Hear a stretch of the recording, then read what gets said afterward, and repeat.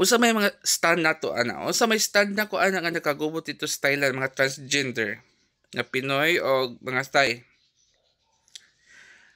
Ako, ang akong idea na kung di mo taga dito sa ilang lugar nga nanrabaho ra mo dito, nanrabaho ra ta dito, di ta magpamati, no? Di ta magpamati kay ano, madamay man ang ubang tao dito nga nanrabaho og tarong. Karon hitabo na di na stricto na ilang panggobyerno nga makasud mga Pinoy dito regardless kung unsa pa imuhang gender preference or gender orientation karon. Tanggong gito tanang nga trabahong Pinoy dito, di ba? O usa pa, sa bahin po sa part sa mga Thai, di ra po unta mo, nga i-rationalize o generalize ninyo nga tanang mga Pinoy nga ato kinaiya kay di man mi ato. Labi tayo nakasala sa unang mga Amerikano sa matong pag shoot tayo kay Lode, di ba? Wa man mi nag-rationalize o generalize nga tanang Amerikano inga nagpangutok.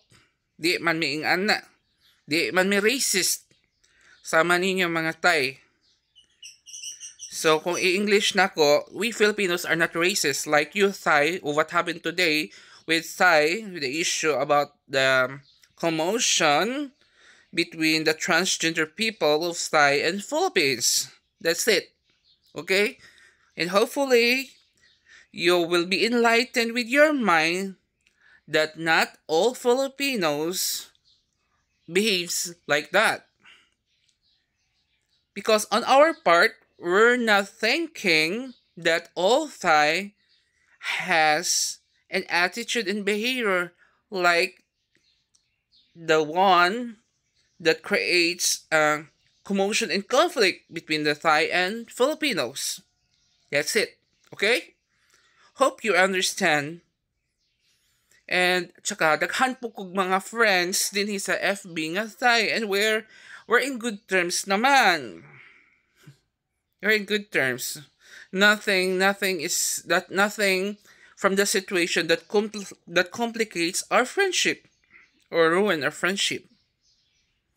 Okay? Hinaoton ta nga kamo, kita mga Pinoy, o bisag usa pa mong lahi, no? Kanang ano ra gyud? Be humble lang kita always. Okay? Labaw na kung naata sa laing nasod.